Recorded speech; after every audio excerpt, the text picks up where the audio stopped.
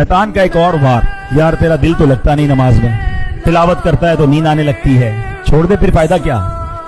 हाँ, ये मत करना कि शैतान तुम्हें बहकाए, जो थोड़ा बहुत कर रहे हो अगर वो भी छोड़कर चले गए तो फिर तो गए ना, फिर तो आओगे कैसे वापस। मैं इसका आपको सॉल्यूशन बताता हूं। सॉल्यूशन ये है कि जिसको नमाज में दिल नहीं लग रहा, तिलावत में दिल नहीं लग रहा, अच्छे कामों में दिल नहीं लग रहा ना, वो क्या करे। जब कोई गुनाहों का बीमार हो जाता है ना, तो उसको नेकियों में मजा नहीं आ रहा होता, तिलावत में मजा नहीं आ रहा होता। जब आपको ऐसी फीलिंग आए ना कि यार मुझे नमाज में, रोजे में, तिलावत में, जिक्र में, महफिल में, इज्तिमा में, मस्जिद में मजा नहीं आ रहा, फौरन रियलाइज कर लो कि यार बीमार हो गया हूं। अब क्या करना है? इबादत नहीं छोड़नी है, तौबा भी करनी है, इस्तिग़फ़ार भी करना है, माफी भी मांगनी और आते रहना है।